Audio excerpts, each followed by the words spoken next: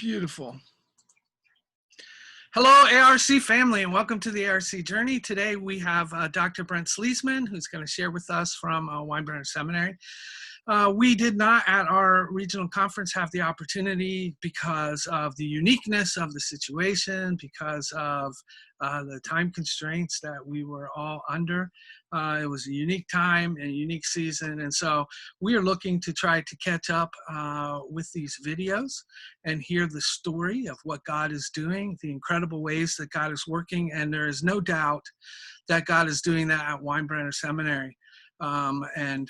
Being able to serve on the board has been a blessing. It has helped me to grow, I think, in facing the challenges in higher education, some of the challenges, unique challenges facing theological seminaries today, the importance and emphasis somewhat taking a back seat on the importance of higher education, theological education for the need for just practical experience. And somehow I think the two have to balance together. We need to hold them in, not in contention, but in balance. And but I wanted to give this opportunity for us to be able to hear, because this is our story too, of what God is doing and how God is impacting the kingdom through Winebrenner Seminary. So my apologies for not affording you the opportunity to report, but there's been a lot happening at Winebrenner Seminary. Online, and I know there's a lot that you're going to talk about. Online options have been expanding. There's been some contractions, and at the same time, this continuous push forward for exploring new connecting points and ways to resource the local church. So I think, without further ado, can you share with us what's happening with revisioning strategic plans and how that's speaking into the future at Winebrenner Seminary? Yeah, well, first of all, Phil, I appreciate the opportunity to be here. I always look forward to the Allegheny Region Conference. I've known many of you since I was small, from an 8-year-old at church camp to even before that in some cases. And so it's always a privilege to talk with you. And I always think about this is my home region and coming home. And so hopefully there's that connection that's felt by you that are watching as well. So yeah, there's a lot going on at Winebrenner, and it's hard to believe that I stepped into this position in December of 2015. And so it's been about 4.5 years, or over 4.5 years now. And so it's just tremendous what's been taking place. And you referenced some of the changes in higher education in general. And so these are challenging times, but it's challenging times for higher education. It's challenging times for churches. I'm an adoptive dad of 2 children from Haiti. And so it's a challenging time on that front, which is a whole other conversation that I'd be glad to have. But so in the midst of that, yeah, a lot has been focusing on Winebrenner here. A lot has been happening. And so our mission at Winebrenner is equipping leaders for service in God's kingdom. And so from us and for me, that's not just a tagline or a marketing slogan, but it really drives both what we do and how we evaluate what we do. And so thinking about equipping leaders, just a moment, I know we'll get into this probably before we're done, but for me, leadership is really defined differently probably than a lot of people think about leadership. I think when we talk about leadership in this context, people think about you, they think about me, they think about the pastor, or they think about organizational leadership and the person in charge. First and foremost, when I talk about equipping leaders, I would, for those of you familiar with the work of John Maxwell, Maxwell defines leadership as influence. And anybody who's a student, anybody who's an athlete on a team, anybody who's in a theater production, a stay-at-home parent, a business leader, a Sunday school teacher, a pastor, somebody who's in any around other people has the ability to influence someone else. And so we really look at it. The way that I think about equipping leaders is another way to think about it is walking with people in their spiritual journey, because what Winebrenner is really about is discipleship. Yeah. We're about really formalized and intentional discipleship opportunities. And so just I wanted to get that out, that we're not talking about something that's at a distance. We're really talking about, if you're interested in growing in your spiritual walk, I think there's a way that we could work together. So some of the specific things, you think about, let's start at a distance for a moment. This past year, now there's some challenges right now just with travel and what we're able to do. Winebrenner is active in Haiti. We've been educating students. Typically, we're working on doing 3 classes a year, and we have 18 to 25 students that gather in Haiti in cooperation with the Churches of God. And so that's been great to be able to be on the front lines with them in their ministry context. Earlier this year in January, which have you noticed, that seems like ages ago, but just 6 months ago, less than 6 months ago, I was in Kenya and was part of a team to see if there's ways for Winebrenner to be involved in the work in Kenya. Yeah. Some of you may be paying attention to what's happening at the Marion Correctional Institute. Mm-hmm. Early, the coronavirus, there was a major outbreak in several prison facilities, especially here in Ohio. And the Marion Correctional Institute was one of those where, the last I heard, 80%, and they're expecting it to be all staff and all inmates, but everybody they're anticipating will contract coronavirus. The last percentage I heard was 80%. But we're hearing the students at Winebrenner that graduated in 2017, along with our current students, are on the front lines of being really spiritual first responders. And so those are some of the distant and more remote, but other things that are going on. Many that are watching this are Winebrenner graduates or have taken, if nothing else, history and polity or other courses through Winebrenner. But we're committed to working in step with both the Churches of God as a denomination, but the Allegheny region specifically. So bringing it down to some very specific things, we have a Master of Arts of Practical Theology that's available fully online. And so that was pre-COVID-19. So that's a 43 credit graduate degree. We have some Institute of Christian Studies courses that many have been taking that we've been able to offer. This past fall, we offered a history and polity course in Pittsburgh that there were many from the Allegheny region that were a part of that as well. So yeah, there's a lot going on, but just knowing that there's some geography here at work, that as flat as Ohio is, it's really hard to get here faster than 4 or 5 hours for many people. And so we're doing what we can to bring education into Western Pennsylvania so that it allows people to remain in their ministry context.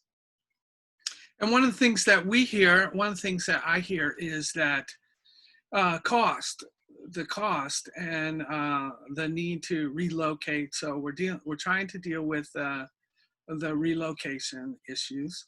What are we doing about costs? You want to talk about that at all? Yeah, sure. So we just met with faculty. There was a faculty meeting on Monday, and I was recording some marketing materials that we'll be using. And there's 3 terms that I use to talk about Winebrenner in more of a promotional capacity. But also it strikes at who we are. One is that we're committed to an education that's affordable, an education that's accessible, and third, an education of high quality. And so I was meeting with the faculty just to make sure that as we're in this season of coronavirus, where everything's online, working at home, I'm still in my home office, that we're able to say, yes, we're accessible and we're of high quality. And so I'm meeting with students yesterday and later on today, just to make sure that their experience, we're preserving that accessibility and the quality. But to your question then about affordability, I'm excited. One of the things that we've been working on, and as you said, you're on the board of trustees, so you've been part of some of these conversations. We're rolling out a different way to think about paying for seminary education. And so I want to set this up before I get into a couple specific numbers. This at this point is specific to collaborative partners who have historic connection to Winebrenner. And so this is something that is for the Allegheny region. I talked to some of the other regions earlier in this week from the Churches of God, but for those in the Allegheny region who might be interested in working toward seminary level classes, we are rolling out for this fall, so the fall of 2020, a payment plan that would allow someone to pay $300 a month and then be able to take whatever courses we offer that they're qualified to take. And so when you think about that over a 12-month period, that's $3,600 that provides access to the courses that we offer and that you're able to take. And so that's a tremendous savings. And so there's been a lot of work, and there's a lot of behind the scenes things that make this possible. To bring that into comparison for where we are right now, if somebody took one class a term at our current tuition of $525 a credit hour, they would end up paying about $4,500 in some, I'm using just easy numbers for the conversation. But so even if someone only takes one class a term, they still save $900. And so there's an enormous savings there. And so this is available at both the master's level as well as the doctoral level. And so for those who might be interested in the Doctor of Ministry degree and trying to think about, okay, is this something that I might be able to do? We are doing everything we can to make sure that students, and to get into the economics a little bit more. I know I graduated from Winebrenner in 1999, and at that point, the West Penn Conference paid 100% of my education. And I'm so grateful. I can say with pretty high confidence, I would not be in this position just because of the debt that I would have had, that I would have, been able to do that. And so this isn't commentary on what the support from the region is now. It's a situation that I recognize we can't send pastors into local churches that struggle to meet budgets, saddled with enormous or really any debt for their education. And so this is one of the ways that Winebrenner understands the economics. And especially if you're a part-time pastor, even if you're a full-time pastor and you would desire to have your spouse stay at home, we don't want to create situations where students have to get second, third jobs, or they have to require a spouse to work in order just to meet basic needs. And so for some people, $300 a month might be equivalent to a car payment. And so there's still decisions. It's not free, and I understand that. But $300 a month on a recurrent payment becomes something that's a little easier, I think, to budget and plan for, as opposed to getting hit with these big bills, at the beginning of each term. So, I'll be glad to go into more detail about that. But I'm excited, and there'll be more information coming. But this is hot off the presses. This is just new this week. And so I don't have anything written at this point other than you've got it recorded and me saying. But those affiliated with the Allegheny region who are looking to enroll at Winebrenner, your cost will be $300 a month. And within that, you can take whatever courses you're qualified for that we're offering. So does that, it sounds like, and if I'm recalling our previous conversation, it sounds like this is so instead of walking into a dining room and ordering off the menu exactly what I want, this sounds like a buffet, and I can pick in. Is that fair analogy? Do you want to push back against that, or? No, I think, there are limits to that. And at this point, one of the things, I was talking to another region earlier in the week, and somebody said, and I know if there were people gathered in addition, somebody might even voice here and say, this sounds too good to be true. And I'm just waiting for the other, proverbial shoe to drop. So you say, where's the fine print? And really, there will be, at this point, it is what it is. There is no fine print. But we will, as we're just moving into this is new for us. So it'll be bumpy whenever questions come up. And so as we go on, every website anymore has almost an FAQ, or frequently asked question page. There will be things that we realize that we need to clarify this a little more clearly, but no, I mean, we have a fall term coming up, and I can even I had prepared for this. If I can share my screen, if you like, for me to give an example for what the courses could be, if Sure. that's helpful. Even Yeah, yeah. I think that would. So, but it's disabled on. You need to allow it on my side. So. Okay. So I can get that information to you.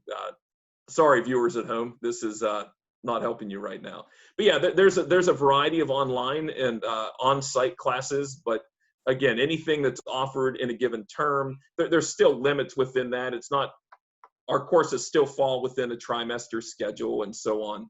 But it just is spreading the payment out as a way to, let's see. Is it letting you share it now? Yep. Yeah, you should be able to see it then here. And so if you take a look over on the right-hand side, are you able to see my screen there? Oh my gosh, look at all those online classes. Yeah, and so if you take a look, ministry skills and techniques, spiritual formation, ministerial person, who doesn't want to take? Dr. Nisley announced his retirement, so he's going to continue teaching for us, but in a part-time capacity. Foundations for seminary studies, interpreting God's world and the word. Old Testament foundations with Dr. Sweeney, Theology 1. And so anything within that list. So there's 7 classes, and there may be some more that we add to that depending on, we're still figuring out what the fall is going to look like because of COVID-19.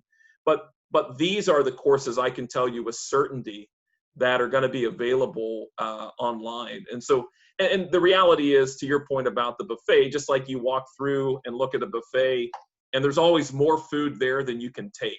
And our goal, and one of the ways that to make this work, is we have to be able to offer, if there was only one course available, it really wouldn't be an incentive for people to do it. But yeah, and there's a limit to how many courses somebody could manage in a given term, because of life and so on. But yeah, any of those courses that you see there that are listed online for $300 a month, those courses are available. And so that's, we're excited about that. And I think, again, we'll probably get into this a little bit more here, but one of the things that we really want to focus on at Winebrenner is that historically, churches and seminaries started together, but they drifted apart. And so there were times that then they either were competing with one another, or they were competing over time, they're competing over financial resources. Even I've been in conversations where we're competing over people, because discipline and discipleship share the same root. And there's times that somebody might need to step out to say, hey, I need to focus on my education. But at the same time, somebody's saying, well, then we'll skip the education because we need that person to serve in this ministry context. And so I want to put those conversations aside and say, how can we work together so simultaneous to somebody being in a ministry context, they have access to affordable education that's of high quality, and that we can find a rhythm or balance between what they're experiencing in their ministry context and what a seminary does. The seminary needs the church, and it's not self-serving. I would say this even if I was in a different role, and the church needs the seminary. Agreed. But I think what's happened is we've not been the best versions of ourselves in those conversations. And so what Winebrenner's trying to do is come to conversations about partnership and collaboration, where I actually feel like I have something to offer you as a regional director and local church leaders, and not simply say, hey, we need your money, or send us your students in Findlay. And by the way, that great person that would be a great leader in your church, you need to get rid of them for 3 years to come out to Findlay. Those days are done. What we're trying to do is walk with you as a region so that we can find solutions that serve everybody.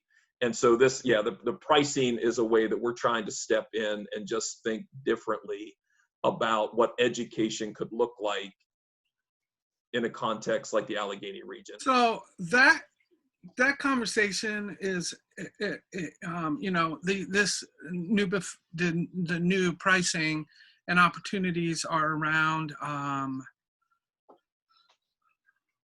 working towards maybe an MDiv or a master's in theology or whatever it is that we're looking at.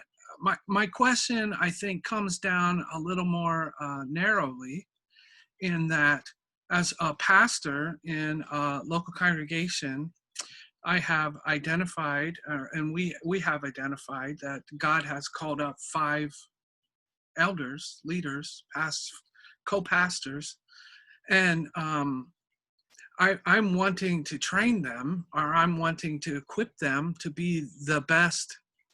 I think you said the best version of themselves, right?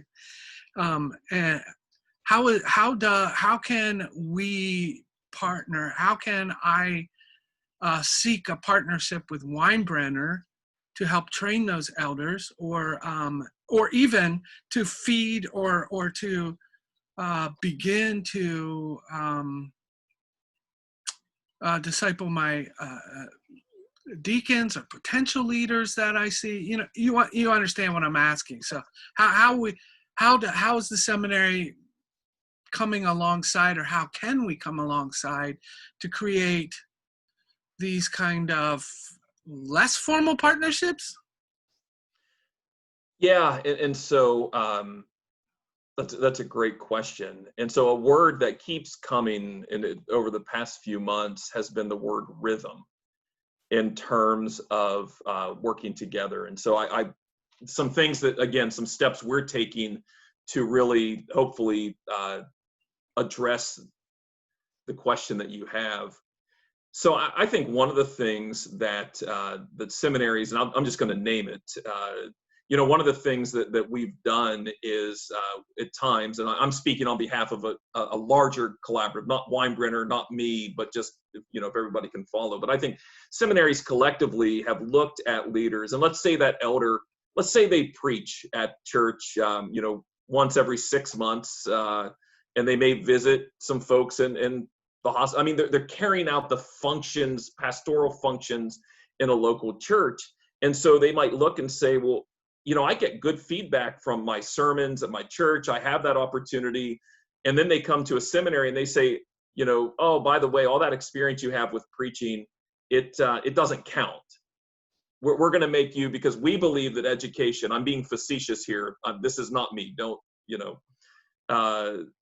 cut this clip out and say this is what Brent said, because that would, but I think too often we've looked at that person and said, you know what, we have a one-size-fits-all education.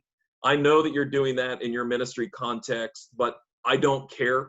You're going to have to take this class. And so even at the faculty meeting this past Monday, they just approved, and this is a step, it's part of a larger conversation that I'll get into, but they just approved the class called Applied Christian Ministry.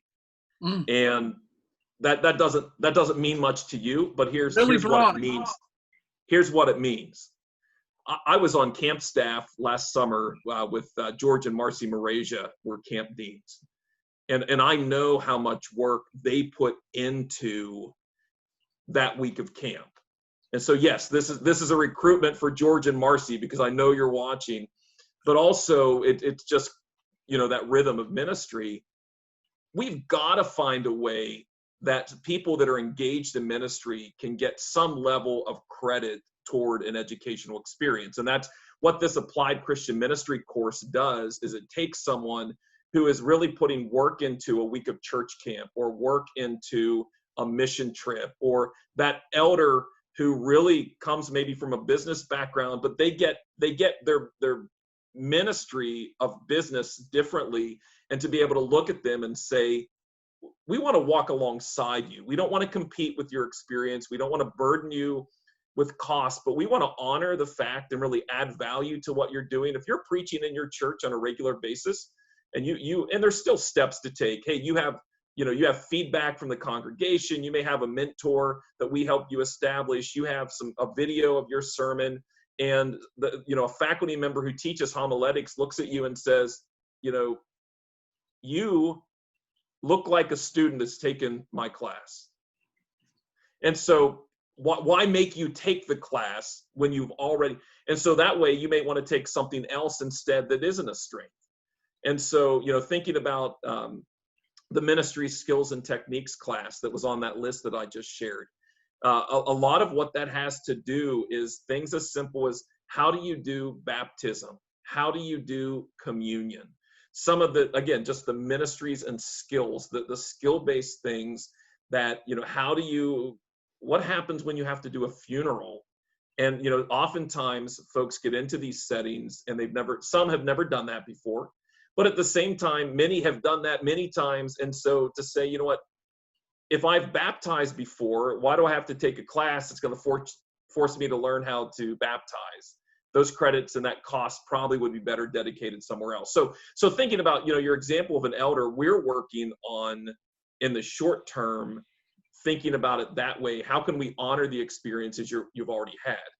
A larger conversation that we're getting into here over the next academic year, and again, this is a process we're entering into, and you have to start somewhere, is going even deeper and saying, okay, let's say from the Allegheny region that you may want to put together, you may have a particular style of preaching that you want to work in your region.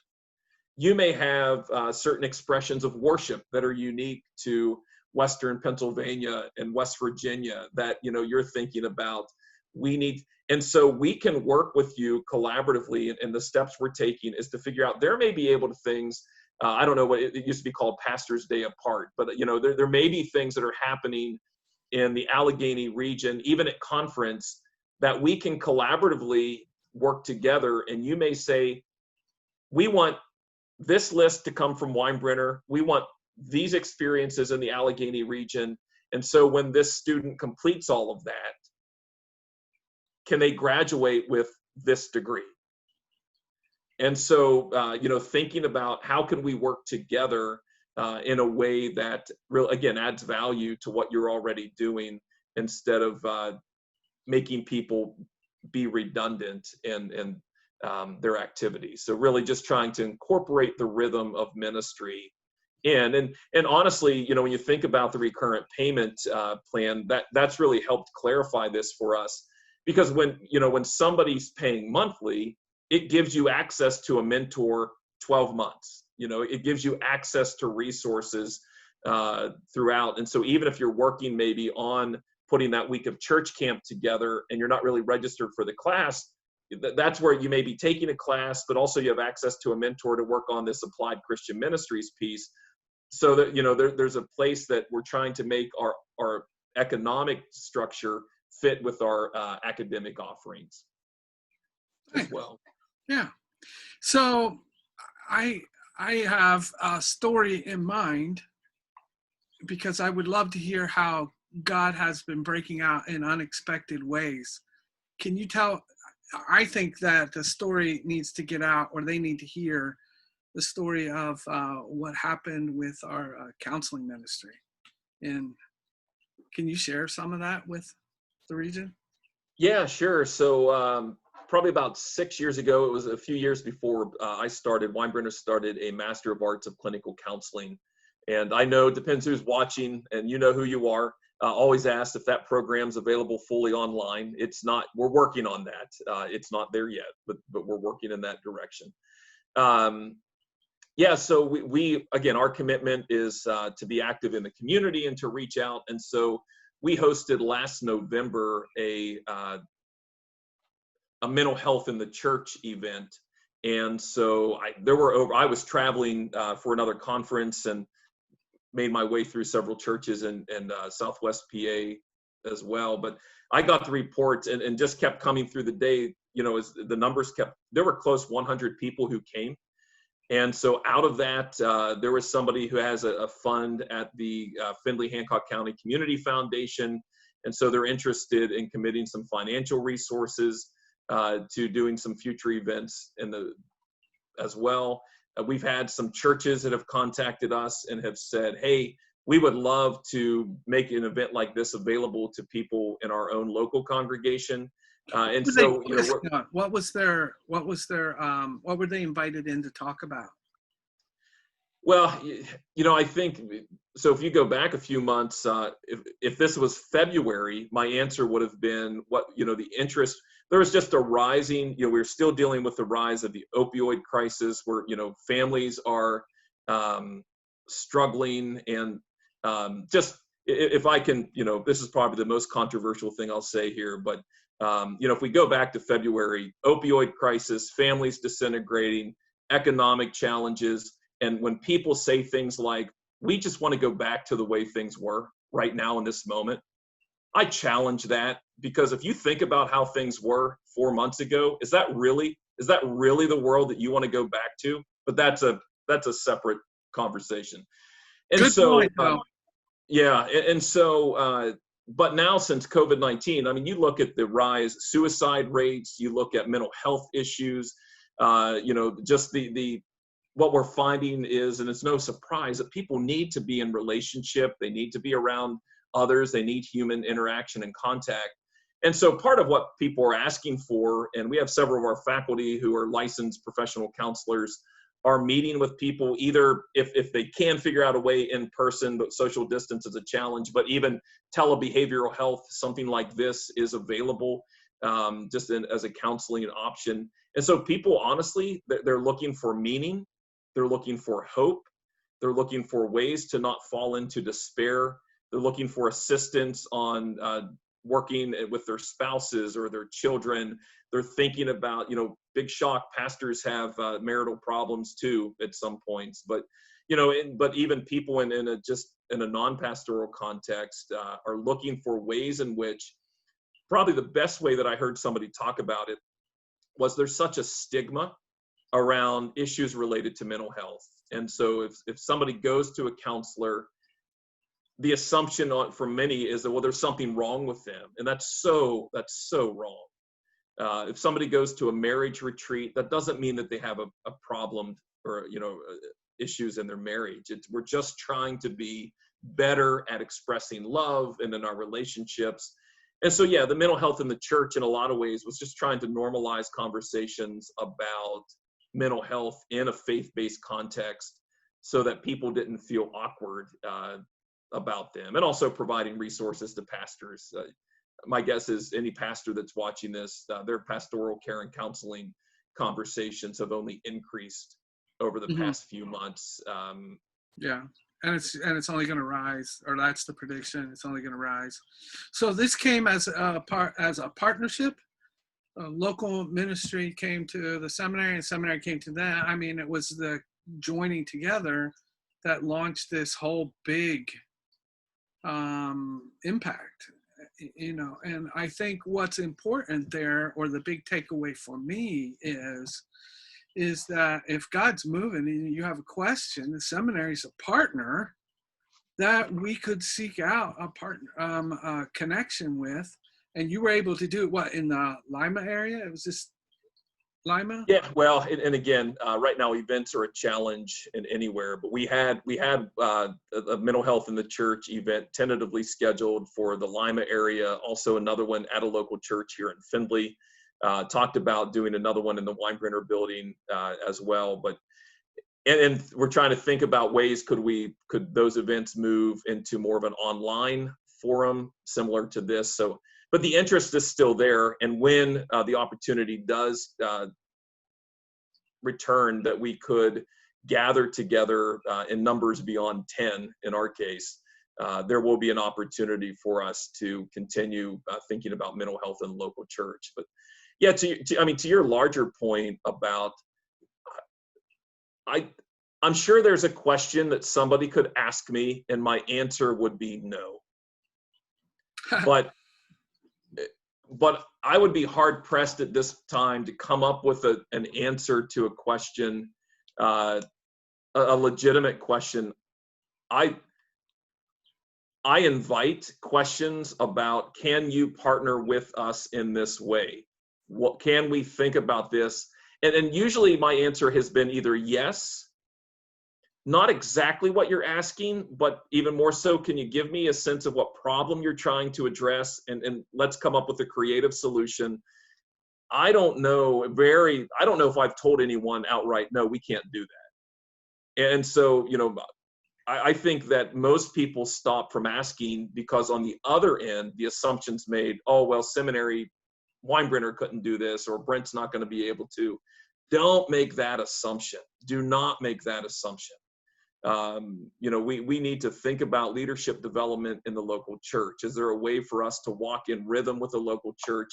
We're after the same goal: spiritually mature leaders, not just pastors. Again, we've got to break the idea that seminary is only for pastors. And we've got to break the idea that spiritual maturity is only for pastors. We are all called to be spiritual mature as Christians. And again, discipleship and discipline share the same root. And so discipleship requires a level of discipline. And really what we provide are disciplined experiences that we can walk with people in their spiritual development. And so I invite the questions, and then let me be the one to say we can't do that. But again, you're not going to find evidence very much, if at all, of me saying that to someone, because there's probably a creative solution, either that you don't know about yet, or that we can come to some understanding of that we haven't figured out yet. And so there are opportunities that we've not even tapped into yet.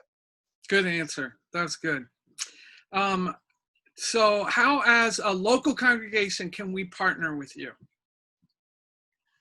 Well, I think there's the obvious answer and then the less obvious. We are, as an institution of higher education, would be the answer.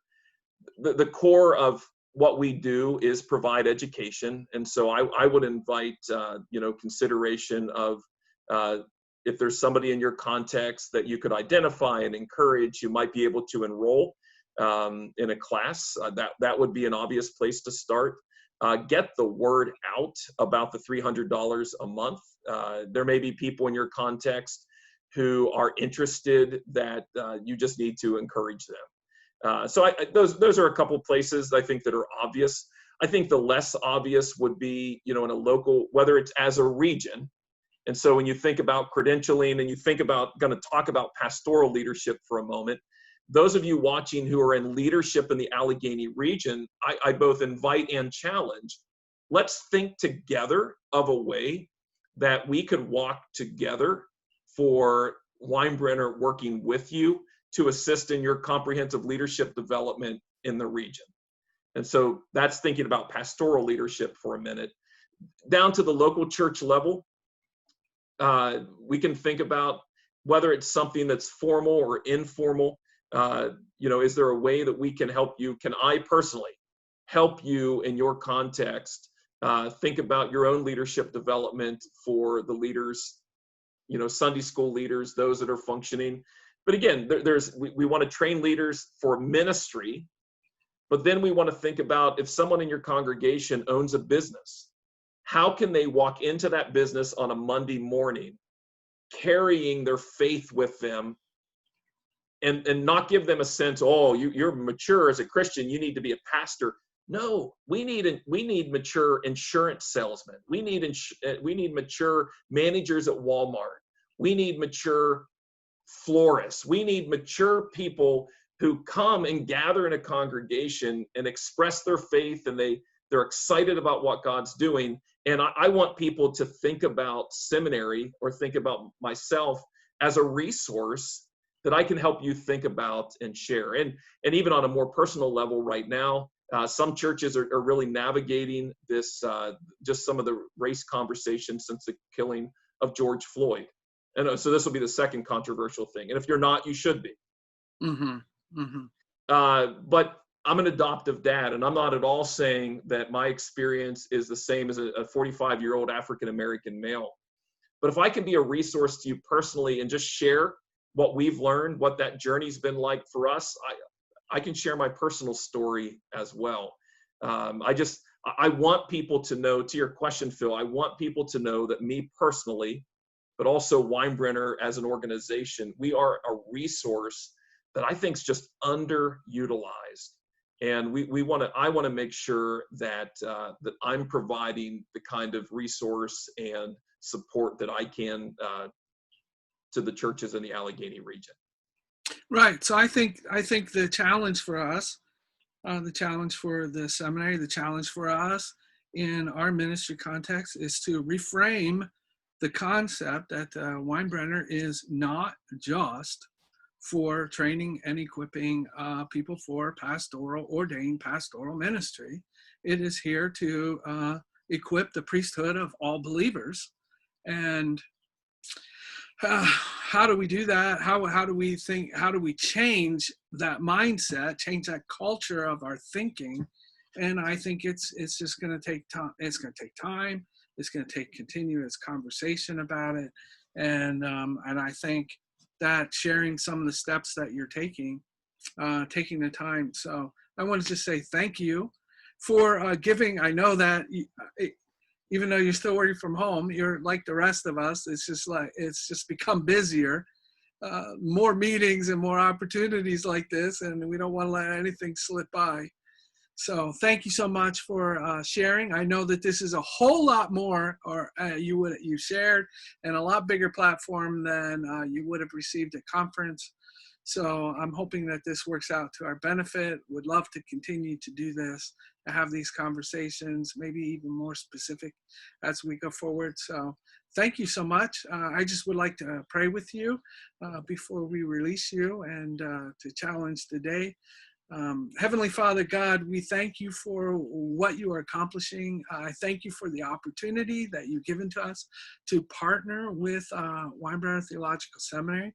I thank you for the people that you have pulled together, Lord, the different disciplines that they bring to the table, the vast experience in ministry, their knowledge that they are able to share.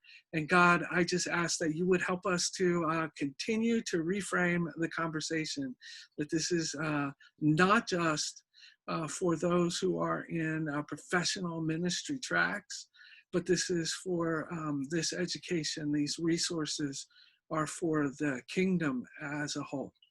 And with that, we can have greater kingdom impact. God, help us to continue to discover new ways that we can join and partner together, collaborate as we move forward.